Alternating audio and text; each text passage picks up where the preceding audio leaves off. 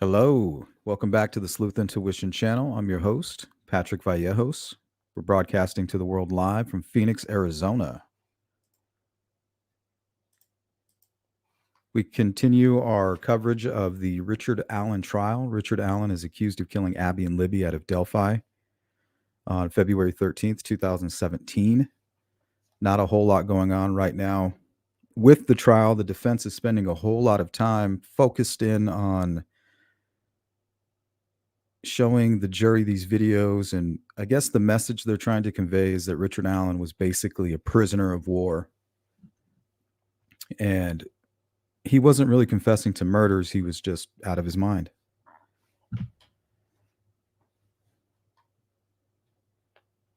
So I think what you can expect from today's live stream would be a day 14 recap. Looks like that'll be pretty short, quick, and sweet. We'll also talk about the FBI.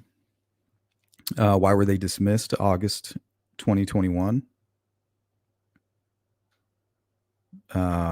What is the case against Richard Allen? What's the state's case?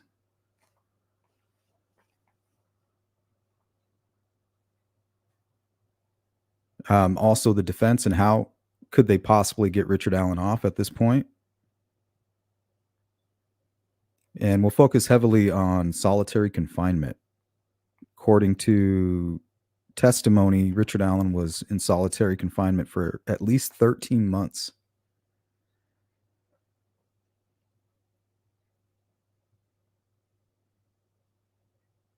Okay, so the defense is basically saying that solitary confinement was used as a tool to force Richard Allen to confess. So before we get out of here, that's what I'd like to do. We can even remove the confessions and talk about what is the case against Richard Allen without the confessions. Because I think the argument is that solitary confinement is bad. I think we can all agree on that. I think no matter what side of this you're on, if you choose sides, if you don't choose any sides, so no matter where you're at, you should be able to all agree that solitary confinement is pretty shitty.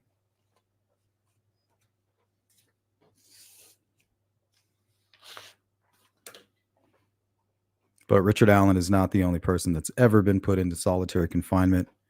He's not breaking any records for the longest person ever in solitary confinement. So solitary confinement can be torture, legal torture, but that doesn't have anything to do whether he's guilty or innocent. Welcome in Tina Starr, Courtney, Jill L, Brad from outside of the grid. What up? TJ, Jerry, good to see you. Kitty Cat, Beth, how are you? Audra, Shane, James Cope, what's up? Karen G, Phil Bond, Necessary Evil, how you doing?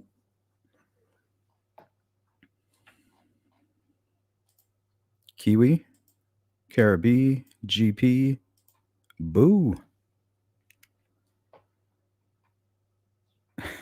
No worries. Copper Horse, good to see you. Night Shadow.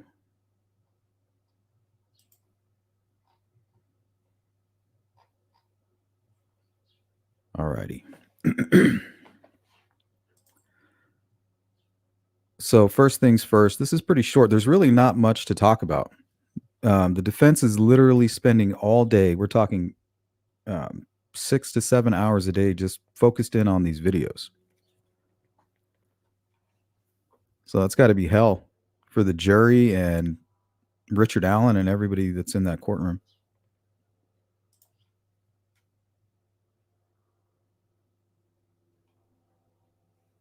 What's up, Lisa? Peace and quiet. Feral Cat Chronicles. Did the FBI agent working the case think Ron Logan was Bridge Guy? I think so. I think a lot of people may have.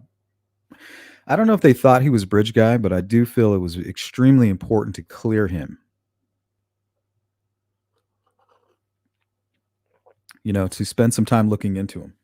They did the same thing to Brad Weber. I mean, at one point, I bet you they thought it was him.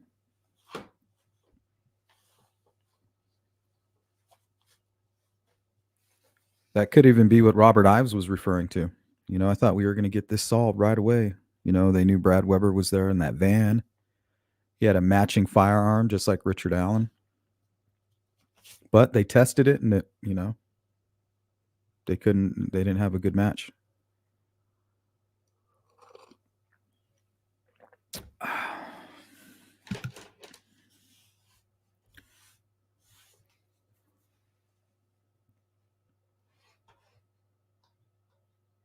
What's going on? No effects.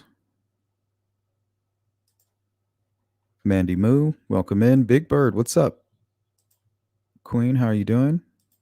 Julia Burns, what is up? Good to see you. Excellent. Miss Doglover, Captain Ravioli. Why was he put in solitary, though? What did he do in prison? Well, apparently he was placed there under a safekeeping order, making threats to harm himself. But the question is, or the argument is, that he was basically being treated like some kind of convicted killer, when right now he's just an accused killer. Good morning, Jill. Olivia, too.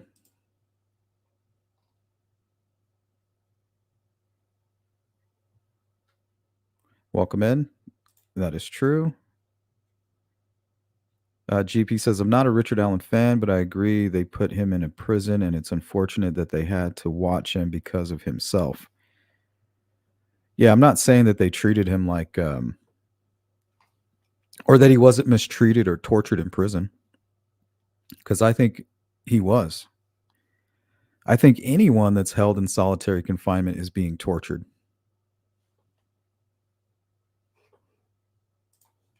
But that's a separate argument from who killed Abby and Libby.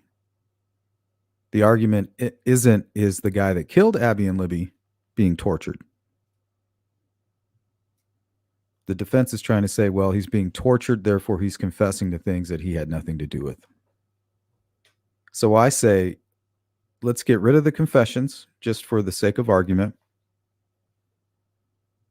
and only consider what law enforcement had up until the point of arrest.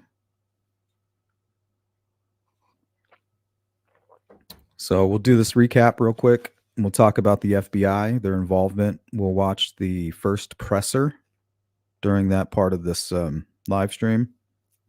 And then we'll talk about the case against Richard Allen.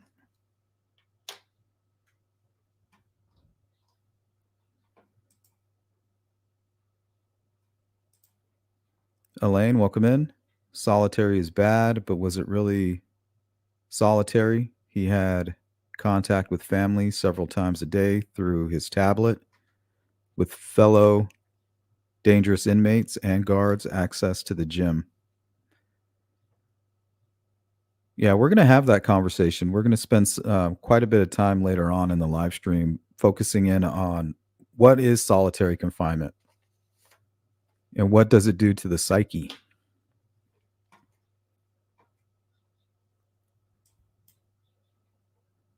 So we'll have more of that coming up. But first, wishtv.com's brief summary of day 14 in the Delphi murders trial. The jury on Saturday viewed 10 camcorder videos taken of Richard Allen while he was in Westville Correctional Facility during April of 2023. The videos were compiled by defense intern Max Baker, who also made a master spreadsheet categorizing the footage. Didn't they release some images? Let me see if they have that. Hold on. Pretty sure the defense early on tried to send out some images of his situation.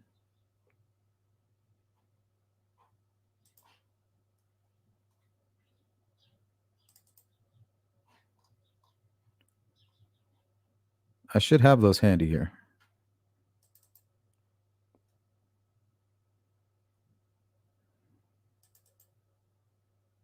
Yep, here they are. Here, let me put these on the screen for you guys.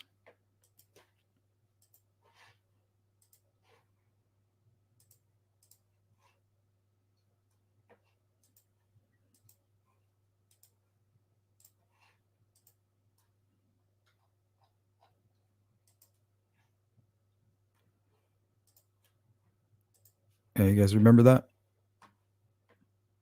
So they were claiming they would have to sit here and talk to Richard Allen through this. I don't know, what would you call it? A cage?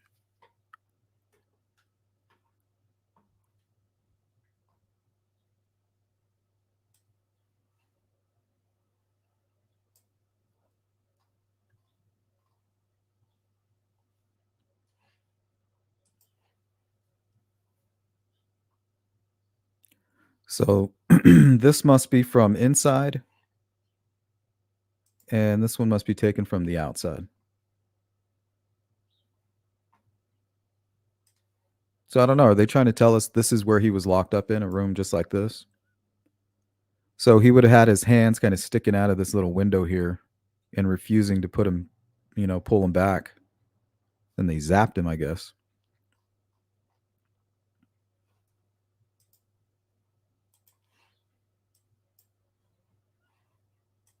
All right, let me continue on here. According to News 8's Kyla Russell, 4 of the videos contain nudity, and another of the videos showed Allen being transported and receiving medical treatment. No audio was played. Also, I heard that Richard Allen's defense attorney was kind of facing the camcorder towards or not the camcorder, his laptop towards the media where they were sitting so that they could view it as well. Pretty slippery, guys. He's like the master leaker. He's like, hey, it's not my fault. I'm not responsible for the security in that courtroom.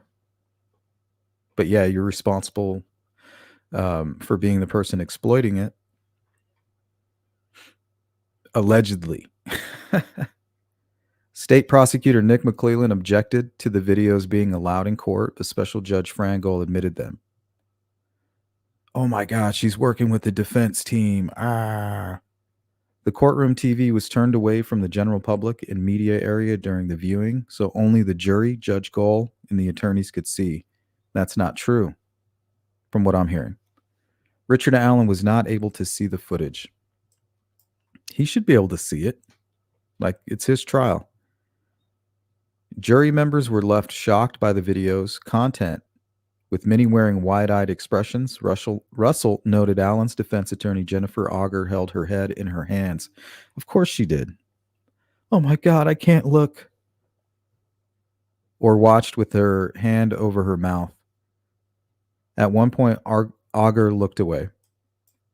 Following a short recess, the videos were paused to allow Indiana State Police Superintendent Doug Carter to testify. According to Russell, he was only on the stand for 10 minutes. That's odd. Carter explained his role in the Delphi murders investigation and confirmed that he released the FBI from the investigation in August of 2021. Did he, or is he just taking the blame for it? He said it was his decision to do so and requested the FBI return all evidence in their possession. Carter was then released from his subpoena.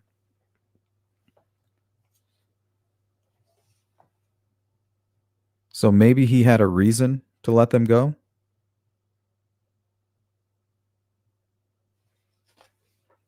And it's nothing nefarious, right? After Carter left the stand, the jury watched 5 more videos taken of Allen from May 13th and June 20th of 2023. McClellan renewed his objection, and the court viewed the footage anyway. Multiple jurors sat uncomfortably during the videos while others took notes. Auger and defense attorney Andrew Baldwin were seen looking away or shaking their heads. Of course they are. Baldwin was seen speaking with Allen with his arm around his shoulder, speaking to him quietly. Allen was taking notes and shaking his head. All I could hear is that damn "Mama, Don't Let Your Babies Grow Up to Be Cowboys" song. It's kind of shitty how circumstances like this can ruin things for you, like songs or ruined it. The videos ended around 11:50 a.m. Saturday. Upon questioning from the defense, Max Becker said he created a similar spreadsheet and flash drive for videos of Allen taken from the security camera in his cell. McClellan said he would hold off on his cross-examination of Becker until all the videos were watched. So that's where we're at up until this point. Okay. So I think we should watch the February 22nd, 2017 police press conference.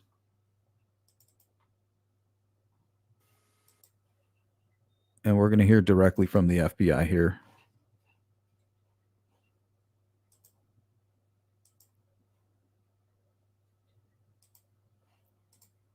Let me know if you guys are having any trouble hearing this video. Okay, good morning. On behalf of Sheriff Tove Lizzardby of the Carroll County Sheriff's Department, who's the lead Lizzardby. agency in this investigation, Delphi Mayor Shane Evans, I would like to welcome you to Delphi, Indiana, and Carroll County. If Welcome you in, would allow Harry. me a little bit of latitude here before we get into Swinford. the meat and potatoes of the press conference to give a couple of thank yous, I would like to do that now. What's up, Melissa? We volunteer because we care. Again, we volunteer because we care.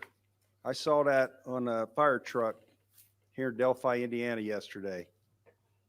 And I believe it's a way of life Yeah, here that's in disgusting. Delphi in the Carroll County community.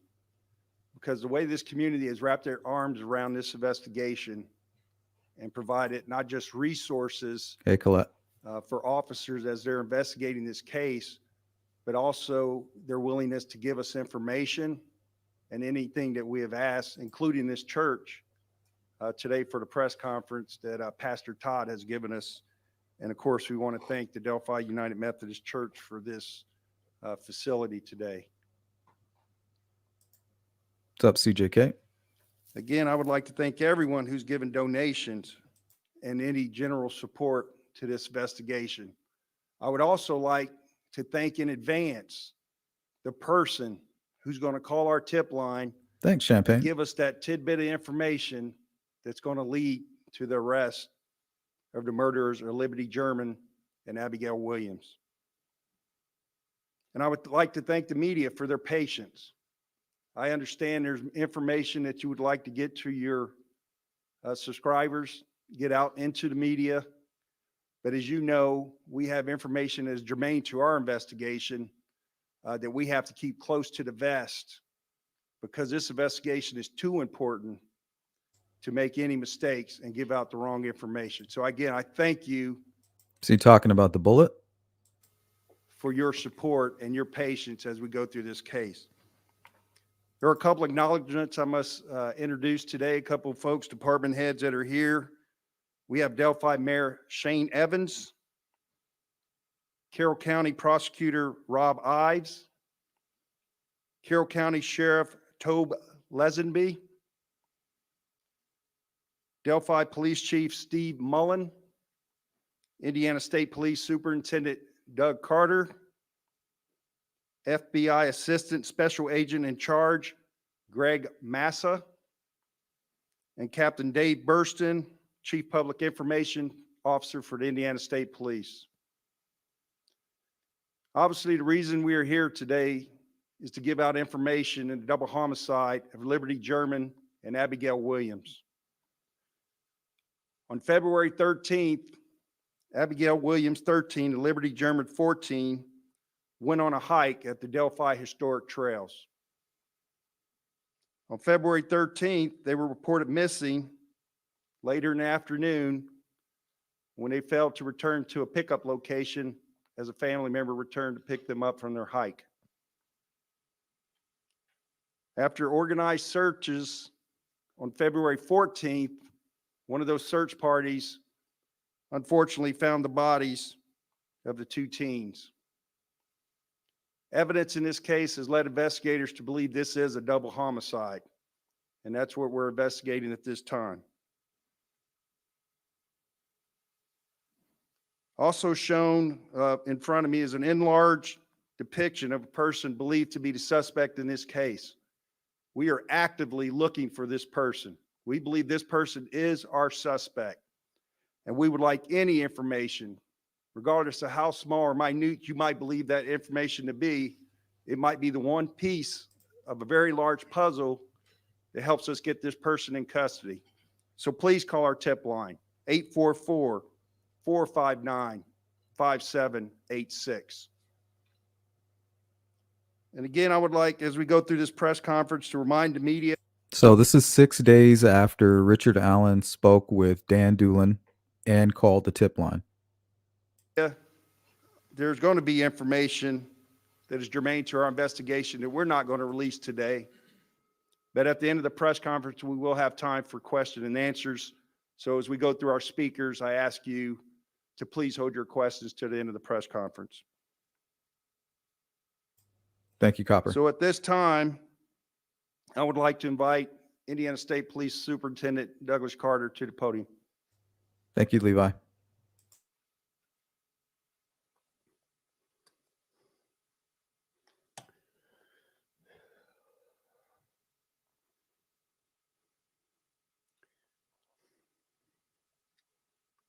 Words tend to escape during these periods of times, and I've only had a couple of Action. other situations in my lifetime. I'm able to stand before you and say that. Why Libby? Why Abby? Why Delphi? Why Carroll County? Why the region? Why the state? Why even in the nation? I say that because this is a classic example and a clear example that evil lives amongst us. To the family, to the community, the region, the state, as a leader of the Indiana State Police, I say, I am so very sorry. Let me go to this comment. Vidya Roy. It's a little bit disappointing that the judge wouldn't allow photos of Richard Allen because he looked way bigger and stockier than he looks now. My honest opinion, he looks just like Bridge Guy. Well, in all honesty, Richard Allen was very slimmed down just before the murders. He almost looked like he was abusing drugs or not eating right. He was very skinny. So if you put on a hoodie and a bulky jacket and maybe some jeans on top of some shorts, maybe he even had a pair of shorts underneath, it's going to make him look a little more bulky. But yeah, he was pretty skinny.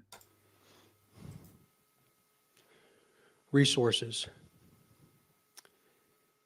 It's unlikely that any of you will ever see, nor will we ever see or experience again, the level of resources that are attached to this investigation. To the media. My gosh, all I can say is to give you my sincere thanks. See, this isn't like TV. There's a perception that this can be solved very quickly. Anything that we do can be solved very quickly, but this is a testament that it can't, and we need you. We've needed you since last week. We need you today, and we need you tomorrow. And likely we'll need the media all across this nation. So from a simple guy like me to you, I say thank you. To the people dressed funny like me and those that represent the law enforcement profession, please understand we're human beings just like you. I'd stand anywhere in the nation with people standing behind me. And I would suggest to you that every time something like this happens, a little piece of us dies as well. But I also want you to understand how committed we are as a collective one, and we will continue. This has been briefed all the way up to the director of the FBI, Director Comey, and Greg Mass is going to talk a little bit about that. I've had an opportunity to speak to my boss, Governor Eric Holcomb, a couple of different times about this situation. What's up, Blind Squirrel? And every time I do, I see this look that comes over his face, just like yours and this community's. And that's the unfortunate experience of experiencing evil. We're not stopping. The poster in front of you. Maybe they should have stopped for a moment. You know, let's stop and look at what we have already instead of just trying to control the pile of tips. Let's actually look at them. Someone knows who this individual is. Someone knows Hindsight. who this individual is. Is it a family member? Hmm. Is it a Kathy? neighbor? Is it an acquaintance? Is it an associate? Or maybe that one guy that lives over at that one place that just kind of not right. Who does that sound like? Maybe it's his jeans. Maybe it's his jacket or his sweatshirt. Maybe it's his shirt tail. Maybe it's his posture. Maybe it's the right hand in his pocket. His tiny legs. You see, even with technology, we need human intelligence. In other words, we need you. I'm not suggesting that science, that everything that we can do as science has been done, because we are just getting started.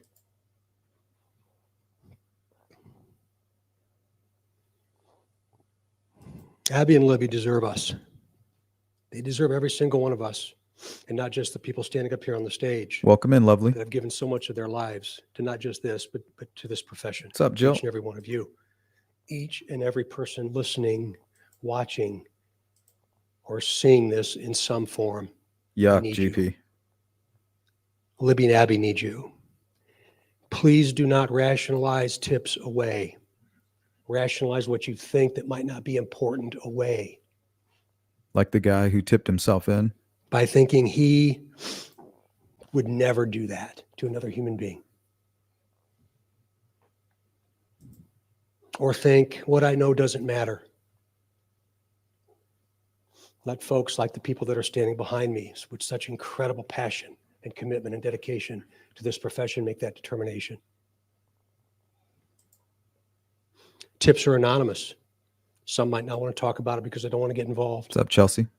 because they know the individual. Again, Jennifer? maybe a family member, probably has family. No one will ever know. No one will ever know.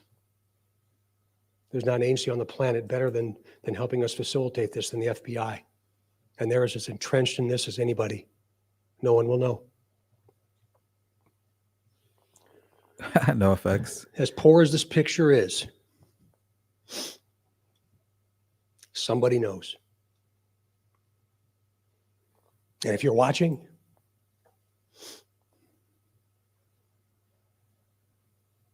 we'll find you.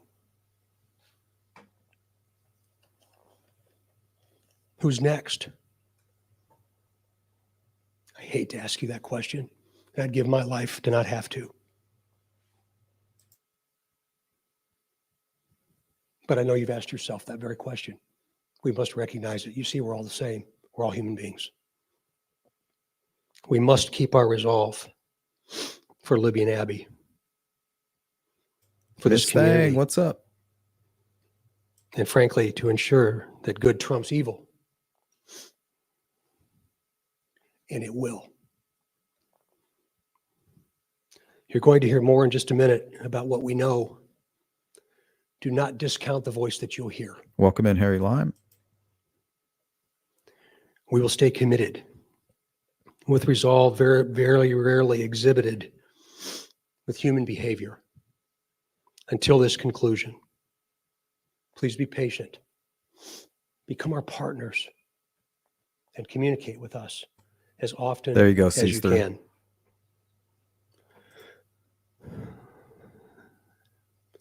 Yeah, I wonder if it's a huge mistake that the defense is spending so much time on, trying to fight these confessions. What about the hard evidence? Are they going to spend any time trying to attack any of that? And now from a very humble servant, that's the most blessed guy on this planet to represent the profession that I represent, to Abby and Libby. It's my hope and my prayer that you're now experiencing God's promise of eternal peace.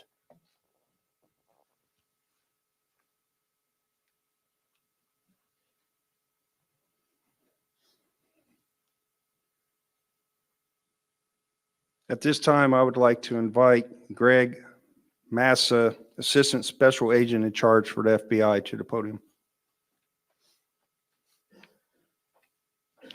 Good morning. As the Assistant Special Agent in charge, My role is to supervise and lead the FBI's criminal investigation.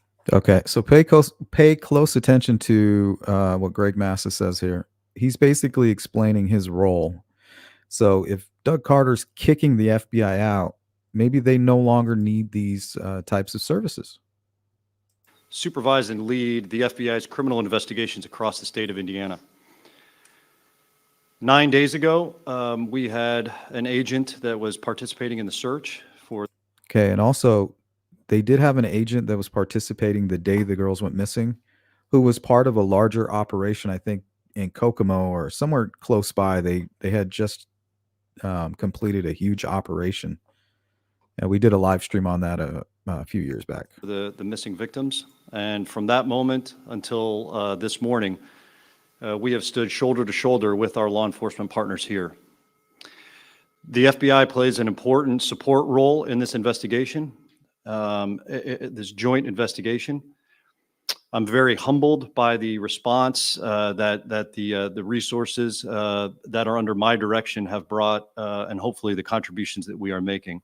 On any given day, we have 20 FBI agents that are here providing investigative help, whether that's running down leads, conducting interviews, helping with lead tracking system. Okay, so it looks like they were using the FBI maybe to help out with interviews. Like here's a handful of leads. You guys go follow those down. So they're not taking control of anything. They're not doing anything special. They're just kind of like lending a helping hand. You know, they're trained in interviews and following up on leads and how to file them correctly and things like that. Providing intelligence analysis support, providing technical assistance. Every night I update our FBI headquarters to our Deputy Assistant Director, and as the Superintendent mentioned, this has been briefed to the FBI Director on 2 occasions. So whatever resource that the FBI has available, whether it's here in the state of Indiana or nationally, we have brought those resources, and we will continue to do so. We were committed to working around the clock, as we have been over the last 9 days, and will continue to do so until this case is solved. To the members of the community, when I met with our behavioral analysis unit and their expertise and their experience, it is oftentimes even unwitting that a member of the community may have information that is germane to this investigation. And I'd like the community to go back 9 days and go back to the afternoon of February 13th, Monday, February 13th, and just think if you had an interaction with an individual who inexplicably canceled an appointment that you had together, or an individual called into work sick. An individual who decided he wasn't going to lunch. He's like, I'm not going to lunch with you two. I'm going to go for a hike. Me and my 6-pack. And canceled an important appointment or a social engagement. And at the time gave what would have been a plausible explanation. My cell phone broke, or I had a flat tire on my car. But in retrospect, that excuse no longer holds water. That may be important. Likely so are behavioral indicators that this individual may have exhibited since the afternoon of May 13th. Did this individual travel unexpectedly? Did they change their appearance? Did they shave their beard, cut their...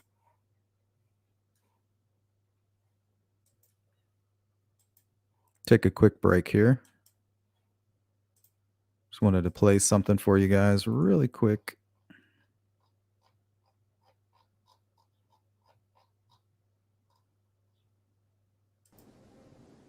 But don't ever take sides with anyone against the family again.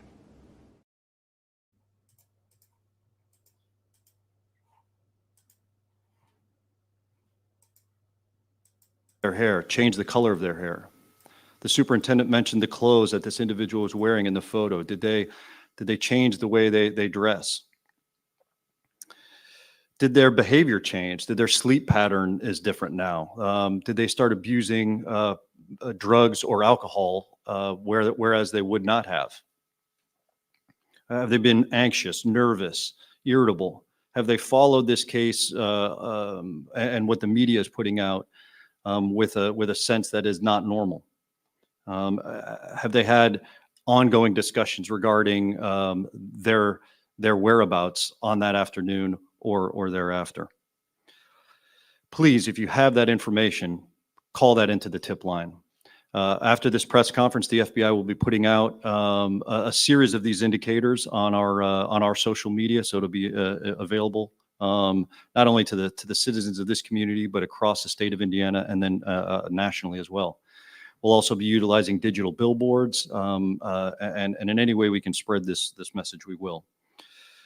I'll just finalize my remarks just to say that to my law enforcement partners behind me, to the community at large, 9 days ago, the FBI stood shoulder to shoulder with you. We're not going anywhere. We will be here until this case is solved, and I am confident this case. They will be there until August 2021, because that's when Doug Carter kicked him out of the Delphi case. Why? Probably no other reason than they didn't need their help anymore. They were chasing Keegan Kline, I think, at one point. And Keegan Kline had moved across the country, so you're going to need somebody like the FBI to be able to circumvent those jurisdictions and reach out there, to Las Vegas while working with Las Vegas and Indiana. But once he moved back, it's almost like there was nobody else to chase down and also when some of the amount of tips started dwindling down, maybe they just didn't need the help.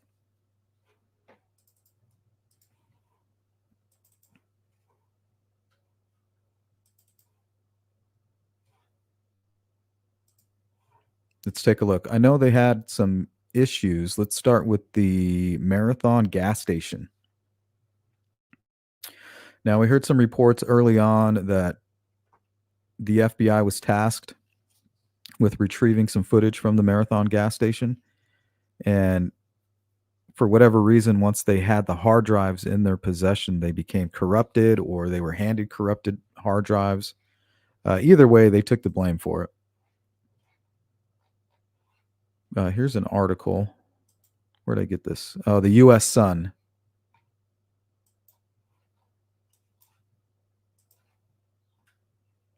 Right. It's titled "A Mother." Well, this portion here is highlighted. A mother of one of the girls killed in the still unsolved Delphi murder says she is disgusted with the FBI following reports the Bureau bungled potentially crucial evidence in the case. Carrie German told the U.S. Sun that she is shocked and frustrated, but not all that surprised by the claims having been repeatedly let down by law enforcement in the 5 years since her daughter Libby was killed. I'm slightly surprised because I'd expect the local police department to fumble the ball like that, but I wouldn't have thought the FBI would, said an anguished Carrie. It's extremely frustrating. These people are meant to be protecting and serving, yet apparently they can't even retrieve evidence properly. These are the people who are saying, "Oh, we'll catch him. Don't worry." But how? Honestly, just disgusts me. Carrie remarks stem from new information shared by the Murder Sheet podcast, which claimed the FBI failed to obtain surveillance footage from a gas station in Delphi during the early stages of the investigation into the February 2017 killings.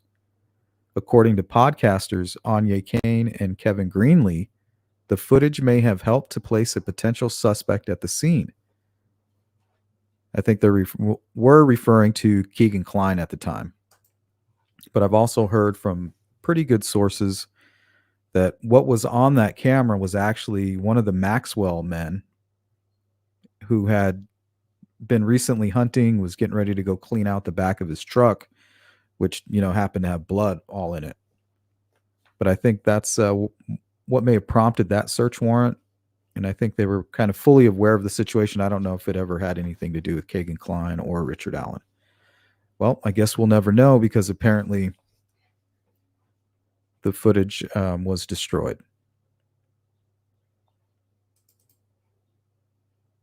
Okay, and then we have the lost tip narrative.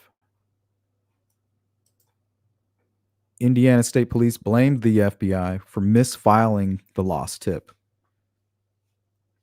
They came out publicly and stated it was the FBI's fault. Here is the response from the FBI. As stated in the past, this is a complex, multi-agency investigation. The implication that an alleged clerical error by an FBI employee caused years of delay in identifying this defendant is misleading. Our review of the matter shows FBI employees correctly followed established procedures.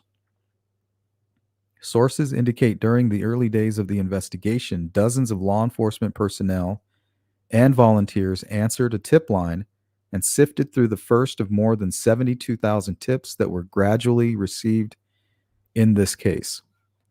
So that's interesting. Look at this. Sources indicate during the early days of the investigation, dozens of law enforcement personnel and volunteers.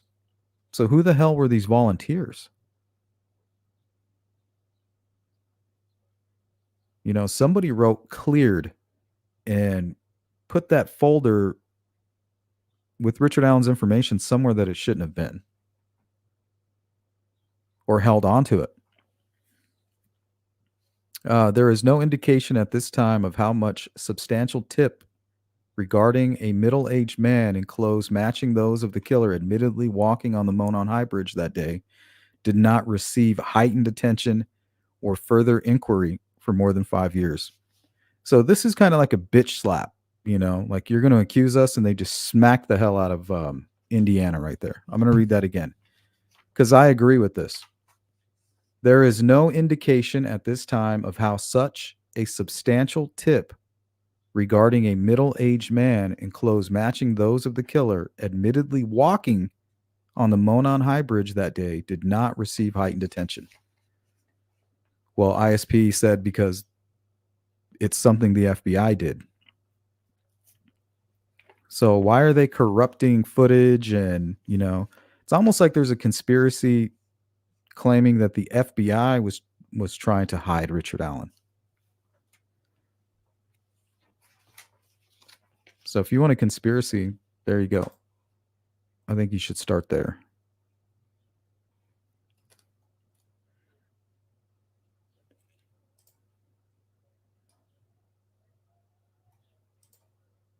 What's up, Humanimal? Olivia 2, welcome in. Jill L, Andy, Truffles. Too many coincidences point to Richard Allen's involvement. All right, before we get too far off topic, let's go here. I think this is from CBS. They actually send one of their reporters into solitary confinement for 48 hours. We're going to watch, let's see, 1, 2, 3 somewhat short videos on solitary confinement, just so we can kind of get an idea of how it's used in the United States. Pretty interesting. Across this country, some 80,000 prisoners are locked in solitary confinement. That form of punishment widely accepted in America ever since prison reformers pushed it as a humane alternative to hanging almost 200 years ago. What's up, Daniel? But some modern reformers think it is pure torture. Practice has led to congressional hearings, UN reports, inmate hunger strikes. And to better understand the toll of forced solitude, ABC's Dan Harris volunteered to spend 48 hours in the hole. What's up, Devoted? I'm cuffed and stuffed in the back of a sheriff's vehicle. Right in front of you. Turn around, put your hands on This is everybody's worst nightmare. Come on this way, please. The further we get into this, the more real it feels. Look directly up at the camera, please.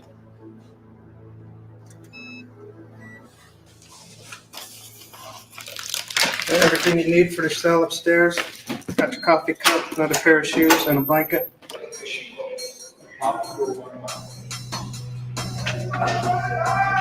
I am about to enter what some have called a monster factory.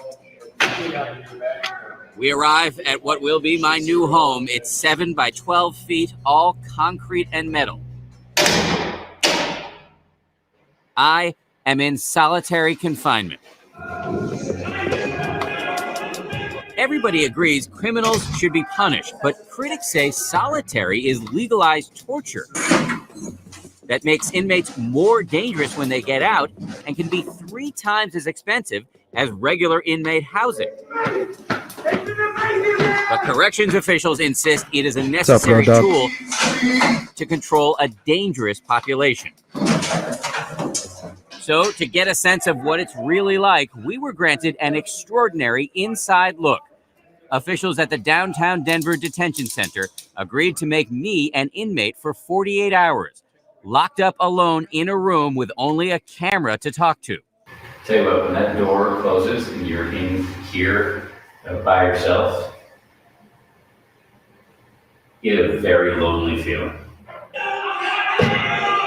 Pretty soon, the screaming starts. I'm going crazy in here! And making me locked in a room for 23 hours a day! Damn.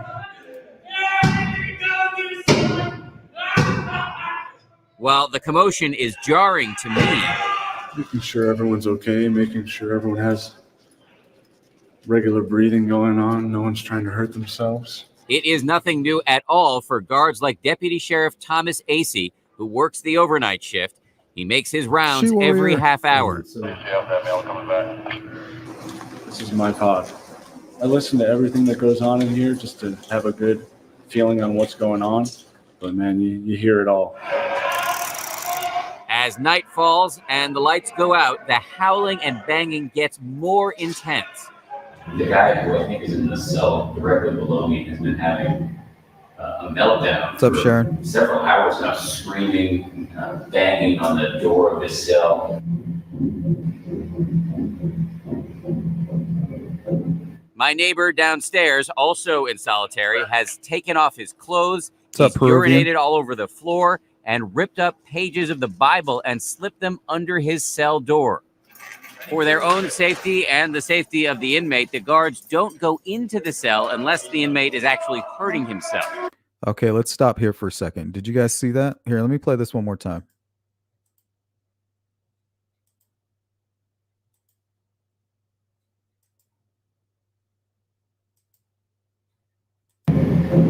My neighbor downstairs, also in solitary, has taken off his clothes. He's urinated all over the floor and ripped up pages of the Bible and slipped them under his cell door. For their own safety and the safety of the inmate, the guards don't go into the cell unless the inmate is actually hurting himself. Okay, so you act crazy, you get the attention, but they don't come in there to provide any assistance until you actually start injuring yourselves. So this would be your first step, and then the second step would be the banging of the head. So once you start banging your head against the wall, now they're forced to come in there, pull you out of solitary confinement, give you a shower, maybe sit down with the doctor. You can't help but wonder how they're feeling. You have to take that into consideration too. When someone's acting up, you have to put yourself in their shoes. After a couple months of solitary confinement, your mind starts playing tricks on you. Studies show the human brain actually slows down after just a week in solitary, and that lengthy sentences can do damage similar to head trauma. We are social animals. Take away human interaction, and inmates often become depressed, consumed by irrational anger, violent, and suicidal. What's your name? What's your birthday? Making matters even more volatile, many of the inmates who end up in solitary are already mentally ill and regularly medicated. Back in my cell, surrounded by the sounds of human suffering, with zero privacy, fluorescent light streaming in, and only a thin blanket to keep me warm, I settle in for a long, restless night. Morning arrives, and so does breakfast through a slot in the door.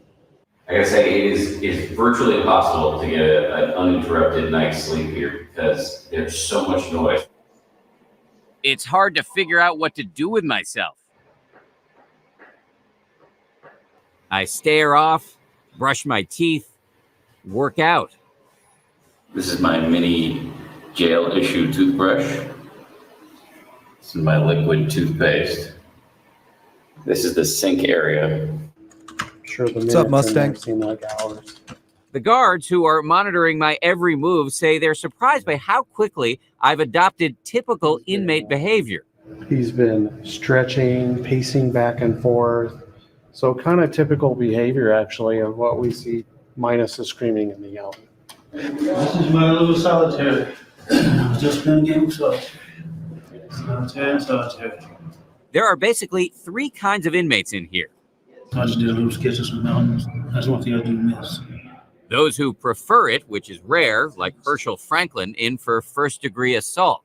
I got breakfast in bed, lunch in bed, dinner in bed. I got to worry about a bunch of other guys and their problems and their whatever, you know. I'm just dealing with me. This is no game. It's definitely not a game. Then there are those who are in here for their own protection, like my downstairs neighbor who is mentally ill. The other type of person who ends up in solitary? How do you plead to the charges? Plead guilty. The rule breakers, like Dylan Head, captured here on jail cameras getting in a fight on the basketball court. I'm okay with giving him up to 15 days. Yeah. As Dylan Head goes in, I'll think about it before I get into a fight next time. Harris, you just accompany me. We'll go to the office. jail Good to see you, officials Jacqueline. invite me for a chat, a welcome relief from my stifling cell. Welcome in, Angel. On my way, I step around the pages of the Bible that my neighbor ripped up overnight. One of our worst nightmares would be to be in your situation where we were locked down like that. Really? Yeah, because we see this all the time, so we understand. This is our way of keeping people safe. We're worried about people getting hurt. And some of these folks in general population would be a danger to themselves and other inmates. And this is the best tool we have. As if to emphasize that point, our interview is interrupted by a horrifying noise. What is that? We'll show you what happened in a moment. Also coming up, inside the cells with the other inmates.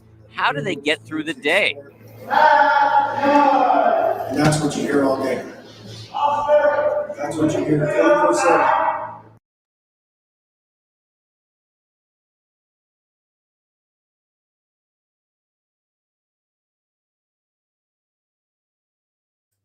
Welcome in, Angel B. Angel B watching from Ireland. Shout out to Ireland. Here, I got something for you. He wasn't right in the hat. It's my island. You mean Ireland? Yes, it's mine.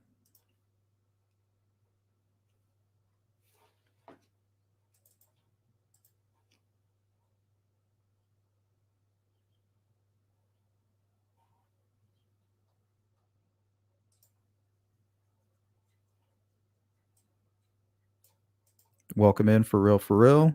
Did any of the Bridge Guy composite sketch witnesses state Richard Allen was BG?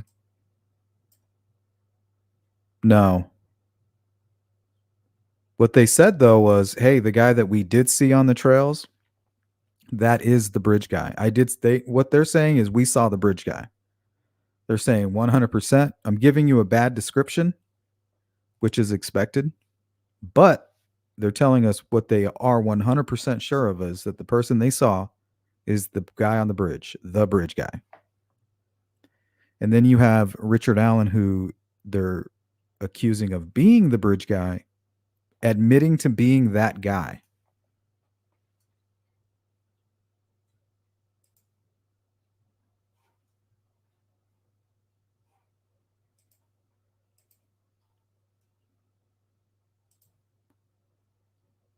Welcome in, Tabitha. The FBI messed up on Gabby Petito's case by saying Brian Laundrie was at his mom's and dad's when he had already gone and offed himself. They got him mixed up with his mom thinking, yeah, didn't they do like the old switcheroo?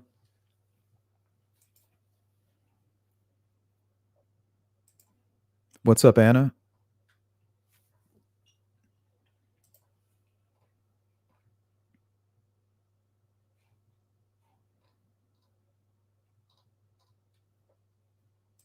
Good to see you, Brett.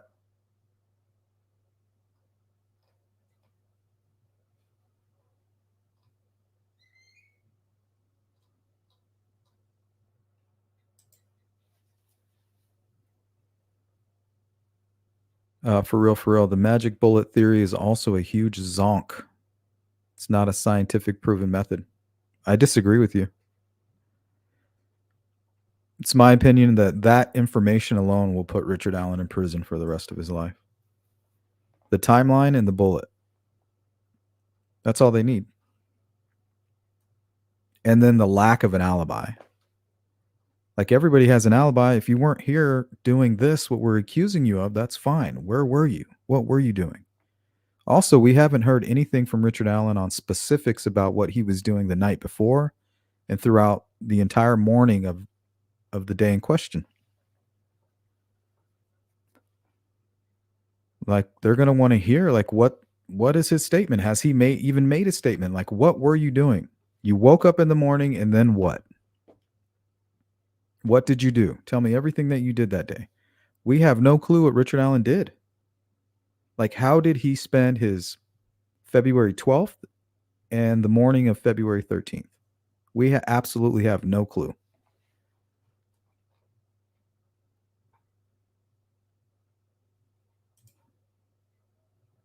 Harry Lime says it's inhumane. 100%. You know, we can have the argument about solitary confinement because I hate it. I think we're better than that as a civilization. But that doesn't mean he's innocent of murder. With or without the confessions.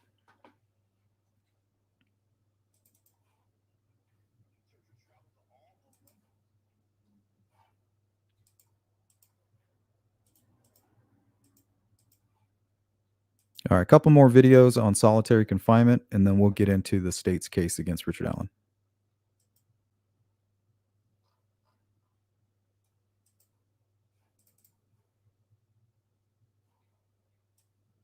Researchers traveled to all 11 state prisons with solitary confinement units and spoke with more than a dozen inmates about living in what's known as the hole. It's horrible. I've watched people get a hold of a safety razor, slice their throats.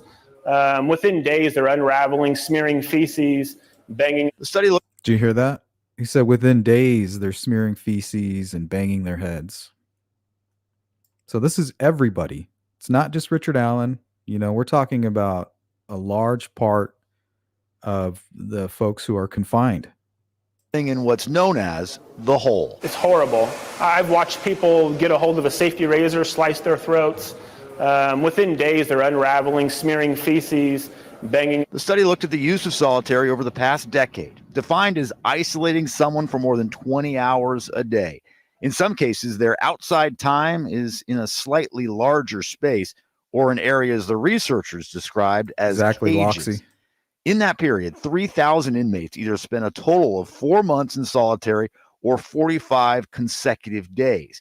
Researchers found it's used inconsistently, not only for violent offenders, but sometimes for medical holds or for protective reasons. For example, when an inmate comes out as transgender.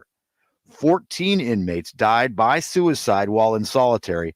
176 tried killing themselves. Putting people into a room by themselves and stripping them of everything, including their dignity, is not going to help them successfully re-enter into our communities. The authors were surprised at the use of restraints and devices that administer shocks like riot shields. Researchers called the practice inhumane and traumatic and not rehabilitative for inmates, 97% of which will eventually be released. Our settings right now have the impact to cause harm, have a potential impact to cause harm. The State's Department of Corrections is trying to reduce solitary confinement use by 90% over the next 4 years.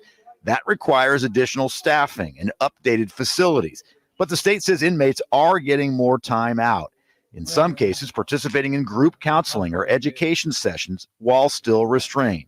Not much DOC seeking. Deputy Secretary Sean Murphy says there will always be a need to isolate certain offenders. We're in the business of supervising people who do some pretty bad things. And in some cases, they continue to do some of those things in prison. Our goal is to prepare people for release, but keep people safe while they're inside of our facilities. Earlier this year, the state's Department of Corrections requested $19 million from the state to go towards reducing solitary confinement, but legislators only came up with about 1/8 of that amount. The DOC says it will be back here. All right, we got one more. And solitary confinement in federal prisons includes one here in Massachusetts where seriously mentally ill inmates have been locked in their cells for up to 23 hours a day. 5 Investigates' Brittany Johnson reported on conditions in that prison recently. She joins us live from the newsroom with more. Brittany. That's right. The 2 U.S. senators from Massachusetts are calling solitary confinement an inhumane practice that leads to mental, physical harm and a higher risk of suicide. Now, in this letter sent to the head of the U.S. Justice Department, they want this practice to end immediately. Now, Senators Edward Markey and Elizabeth Warren are part of the push. The senators say federal prisons are still using solitary confinement despite previous reformation recommendations and executive orders to comply.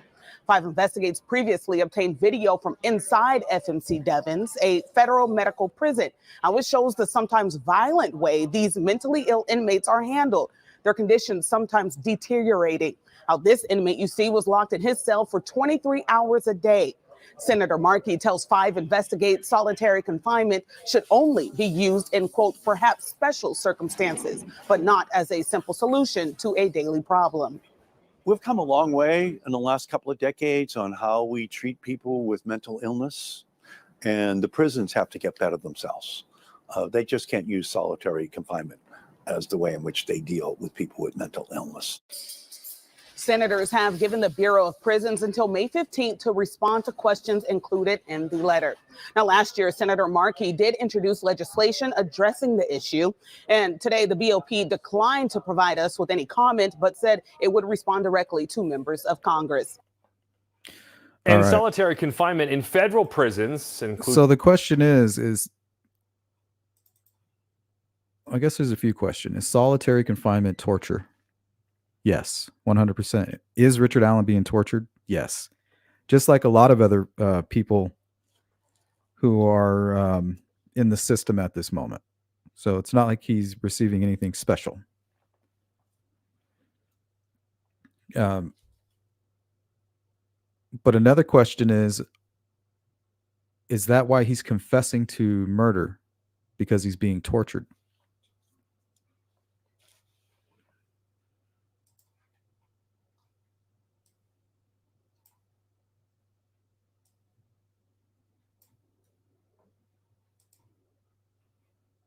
What's up? The Incognito Gypsy says, first timer, thank you for this coverage. I agree that Timeline and Bullet are integral, along with his own admission of being there and wearing what BG wore. I think we have our man. Yep. Notice that the Incognito Gypsy didn't even mention the confessions. They didn't need the confessions to arrest him. They don't need them now.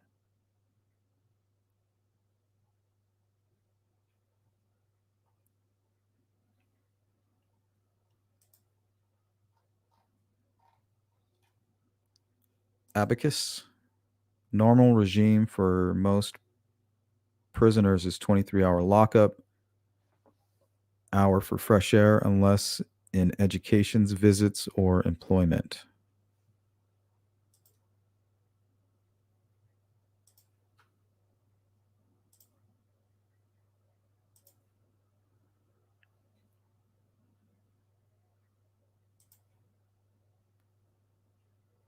So the question is, how is the jury receiving this information? Are they seeing a man who's being framed and then tortured to confess? Honestly, I don't think they need the confessions. So what is the case against Richard Allen? They have that bullet. They have his own words that match with witness testimony, which completes a timeline or a crime flow. That includes the video from the Hoosier Harvest Store, Richard Allen's own words. I think it's important that he has a lack of an alibi. So I think that's plenty.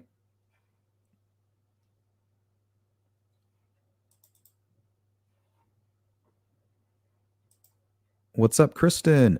Says the way he stands up during breaks and turns and stares at the gallery is so weird.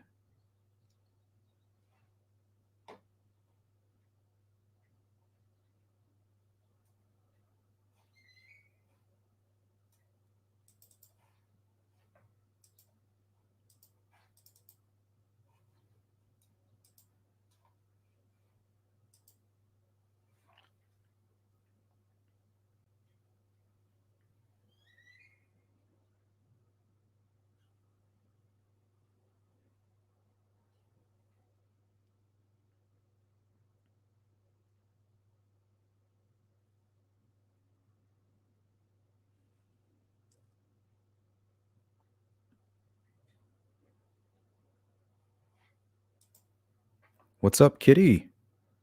Didn't he have an iPad or some sort of access to talk to his family? Yes, and he could listen to music. He had commissary, he could listen to music, he could exercise. I mean, it's not enough, but that doesn't mean he's innocent. You know, anybody in solitary confinement they're all being tortured in my opinion. That doesn't mean that they're innocent of a crime.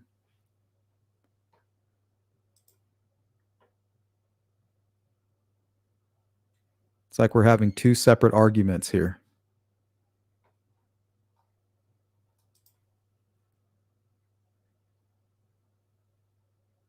T. After 3 beers, I'm hiking to the bathroom.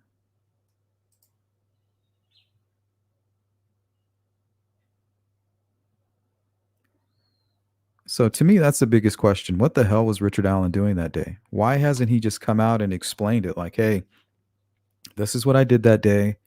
There's no way I could have committed these murders. But the more information that we're hearing, the more suspicious he becomes. Like, who even knew that he was in Peru? I did. Does it mean anything? I don't know.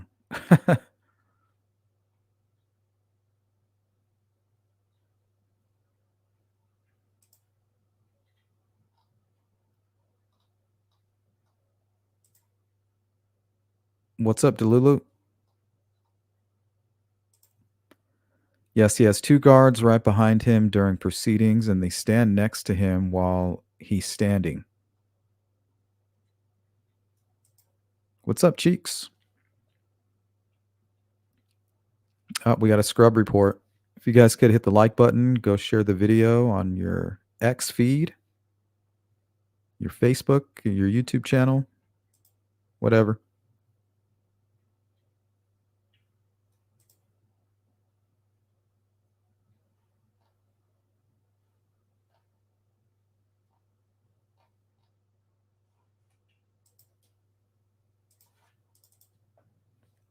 So the gate definitely matches.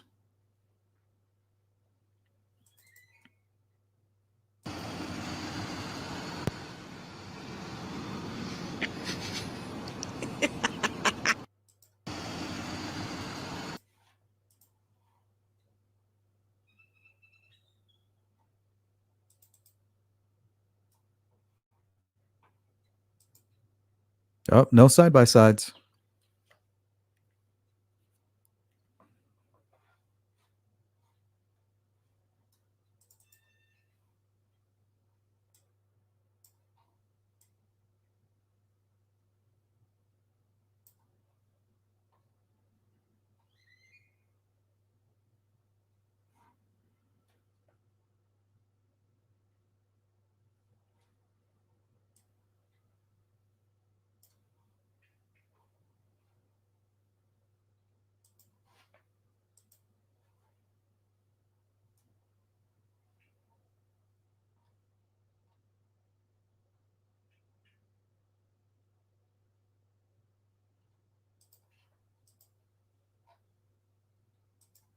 What's going on, Grunge Truck?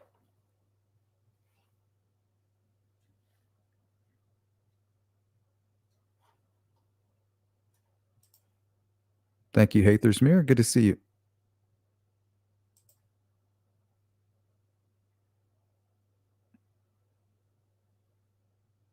Yeah, that's true.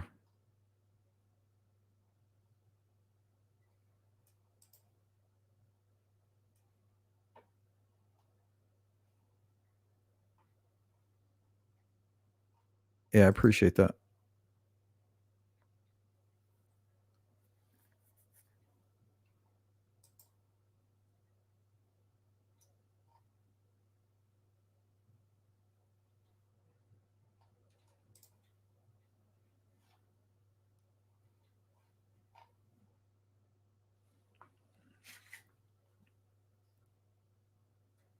So that's the one thing that I've kind of noticed is the stark contrast between what the prosecution's trying to present to the jury and what the defense is presenting to them. The defense is presenting them like this chaos. They're trying to bring them into Richard Allen's world. Like, what would you do if you were put in these circumstances? Like, look, you would confess as well. But really, the jury could be thinking, man, we're looking for a sick individual, and this looks like one sick puppy. So it really depends on how they're going to take it.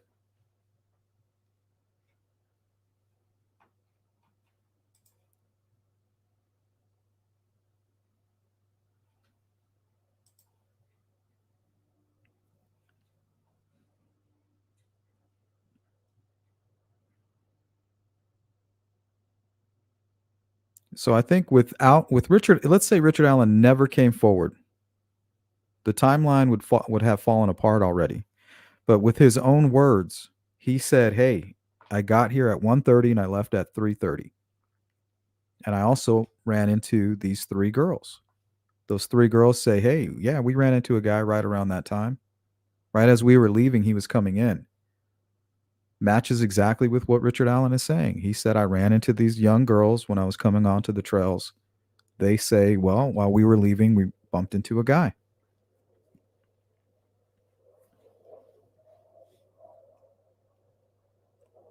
Okay, who was that guy? Well, he was the bridge guy. That's it. You have Richard Allen pretty much admitting to being the bridge guy. Okay, what is your bullet doing at the crime scene? You don't need any confessions. So I think if I was Richard Allen, I'd be a little upset that they were focusing everything they had, their entire case on getting those confessions out of there.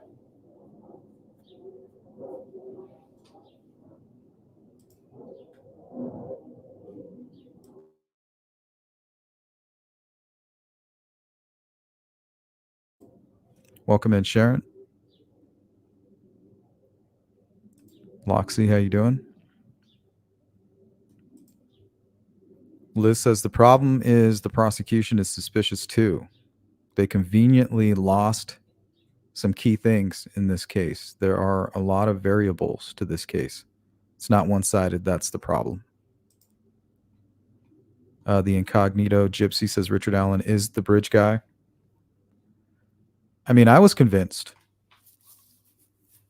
I didn't need any of these strange confessions to kind of get me to that point. If they were able to clearly state, like, hey, these tool markings match Richard Allen, and they didn't match any of the other guns that we've tested, not by far. I think that's going to resonate with the jury. Showing them videos of a crazy man, at the same time knowing that it must take a crazy man to commit this type of a crime.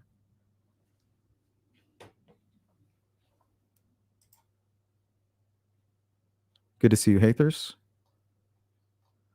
All right, guys, let me zip down to the bottom. That's all I had for you guys. I wanted to talk a little bit about the lost tip narrative, about the FBI, their role. Them being booted out may not be due to a conflict. They're there to help if they're no longer needed, or if they're being more of a hindrance than help at that point. Let's see. How long do people spend in solitary? This is according to solitarywatch.org. Terms in solitary range from a few days to several decades. Precise figures are scarce. In response to a 2016 survey, federal and state prisons reported that 11% of the people they held in restricted housing had been there for 3 years or more. So people are saying, oh my God, Richard Allen's been in there longer than anybody in human history, 13 months. And we're learning here that some folks have been in solitary for 5 years or more.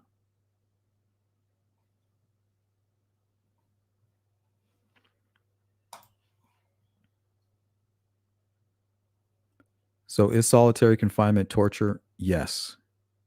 Does that make somebody in solitary confinement that's being tortured innocent of the crime that they're accused of? No. It's like 2 separate arguments.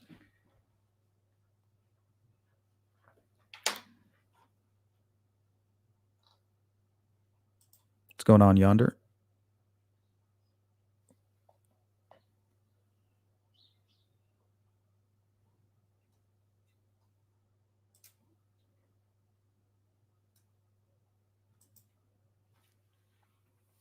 Exactly. Why didn't Richard Allen see the bridge guy? Why didn't anybody see the bridge guy?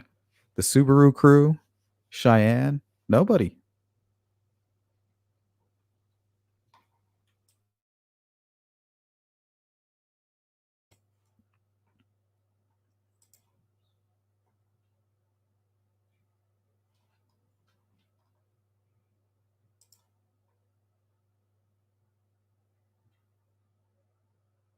If Richard Allen is convicted, I will probably be the angriest I've ever been. Why would you be angry? The dude is guilty.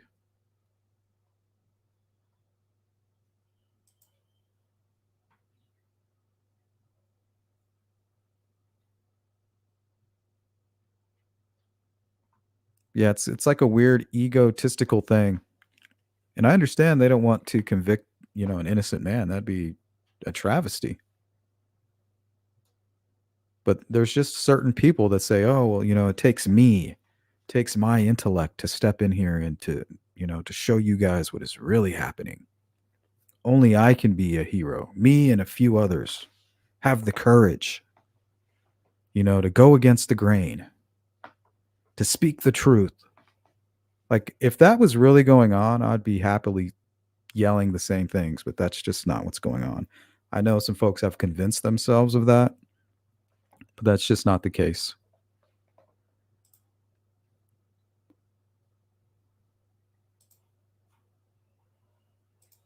Anna says, if Richard Allen is found guilty, folks will say that he was not treated harshly enough. Hypocrisy reigns. Meanwhile, will anyone care about the other 1,000 locked into solitary? And that's my point.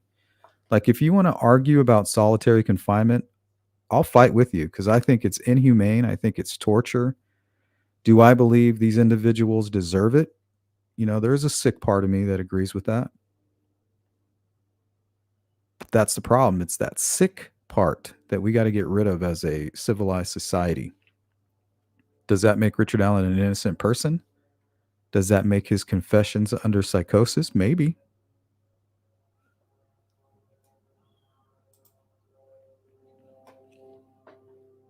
What's going on, Jerry?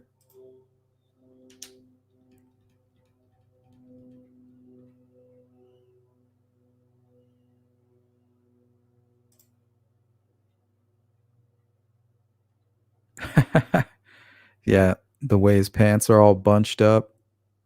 In one of his confessions, he said he went home and bundled. Like, I really want to know what he did. Like, what did you do? I get it. You say you didn't kill the girls. Well, what is it that you did do, Richard Allen? Tell me a little bit about your night, the night before, leading into the morning. Where'd you go? Who were you with? Why did you go to the trails? Why are you one moment in Peru and then in the next you're in Delphi at the Monon High Bridge? How did you get there? What motivated you? What was going on in your mind? Because now we're learning that he may have fallen off the wagon that day. Right? There you have it. So these confessions are huge. They take you from 100% to 110%. But I'm still curious as to what really was going on with him that day. What were you doing? If you weren't over here killing Abby and Libby, where were you and what is it that you were doing? Why is that the one thing that we're not able to get clear? What's up, Lucy? Ciao. From Sicily. Oh, buongiorno.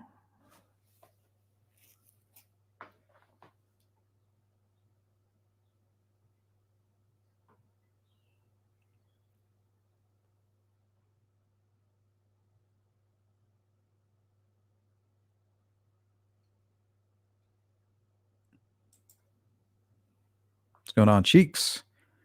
The defense is going to complain about anything. They kept him in solitary confinement. Oh, well. This ain't Sweden. We're not going to assist in his S, and he has to be watched. Yeah, I mean, the reason he was there to begin with is a protective order, is what they called it. Is the system broken? Yes, 100%. Does that have anything to do with Richard Allen's guilt? I don't know. Depends on the jury. Shaboogies. The inconclusive bullet test that couldn't be reproduced without firing. Well, it's not about being reproduced. It's about the markings themselves. No markings can be the same. It's just impossible. That's just the way that metal is. At its raw, its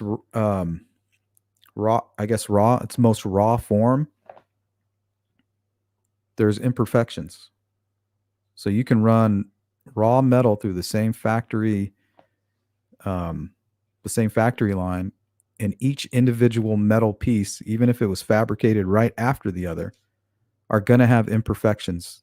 They won't match because the metal itself has its own unique imperfections. So it doesn't matter how you get the tool markings. The question is, do these tool markings match?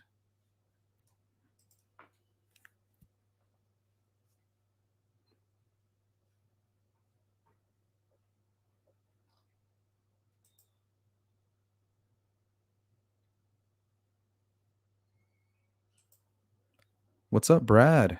When will the defense be done? Wednesday? I'm not sure when they're wrapping up. Wednesday sounds about right. And I'm not exactly sure how they spent the second half of today. But I meant, what are they going to do? They're just going to keep showing these disgusting videos?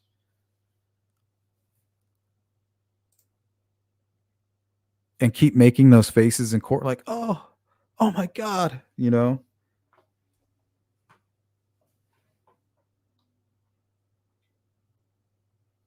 It's all theater. What's up, Charlotte? We want criminals to confess, and then when they do, we don't listen. And we say it was insanity. I do get a vibe that Richard Allen was trying to he really wanted to confess. His wife said, no, shut your mouth. His attorney said, no, we can get you off of this. At one point, he said, I just wish somebody would be honest with me. I just want somebody to listen to what I'm saying. I want to sign my confession.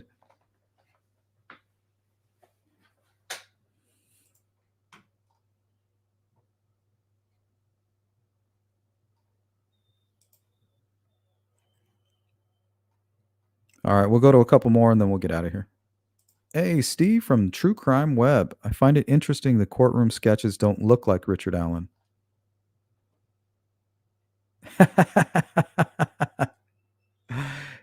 Oh, that's a hell of a point. Oh, that's a great point, Steve. So any of you who are struggling with the sketch argument, I think Steve will help you put that into perspective. He says, I find it interesting the court sketches don't look like Richard Allen. They really don't.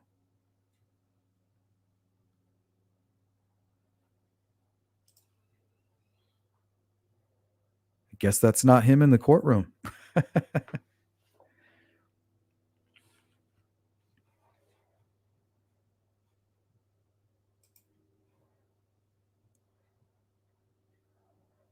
We could always compare sketches.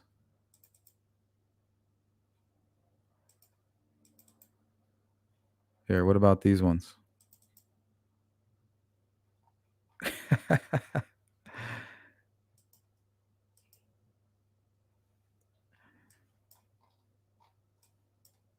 I guess Richard Allen wasn't in the courtroom because this guy doesn't look anything like... We got two sketches. They don't look anything like the other.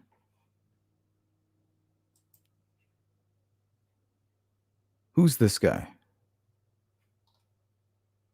That's not even Rosie. Look, doesn't look anything like Brad Rosie. He doesn't have this thing on his cheek right here.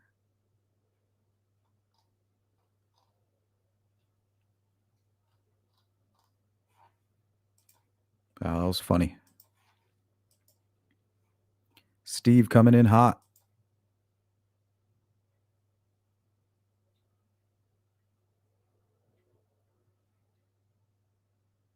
Shit, Anna, that's probably what gave him the brain tumor.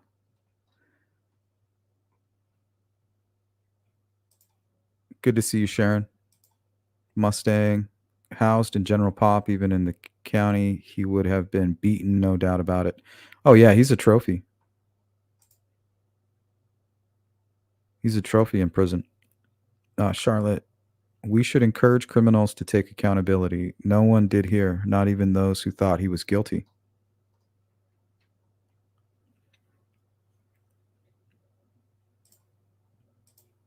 Thank you, Tabitha. All right, guys, I think that's going to do it. Welcome in, Mickey.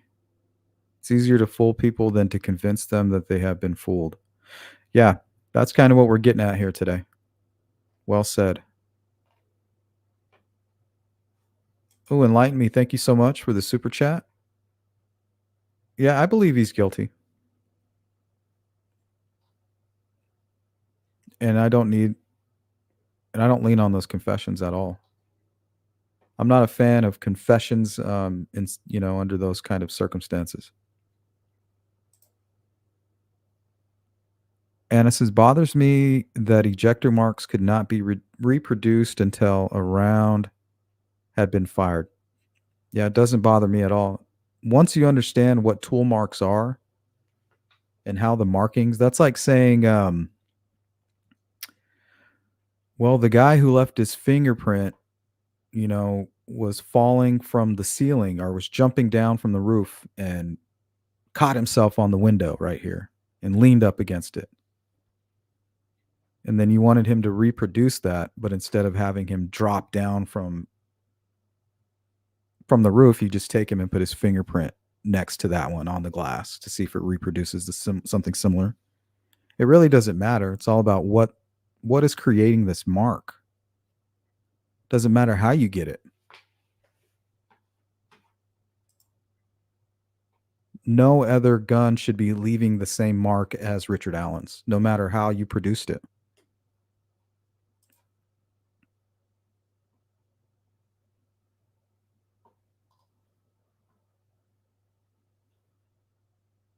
Because, we really don't know what Richard Allen was doing with his gun that day.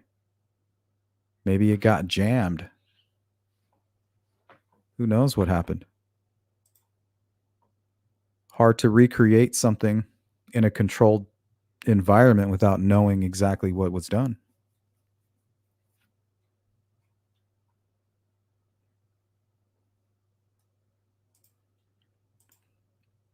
What's up, Ron?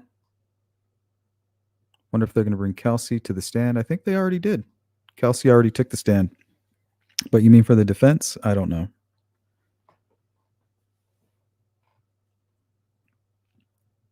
All I know is they spent all Saturday, and I think they're going to do it again today, just watching videos. What's up, James? Due to Richard Allen to get me to feel sorry for him, considering the deeds he did to Abby and Libby. Well, nobody even talks about Abby and Libby anymore. And the people who seem to be supporting Richard Allen have now begun accusing her sister of having something to do with the crime. So I just want you guys to kind of see a pattern here of what's really going on and what kind of people are pushing certain narratives.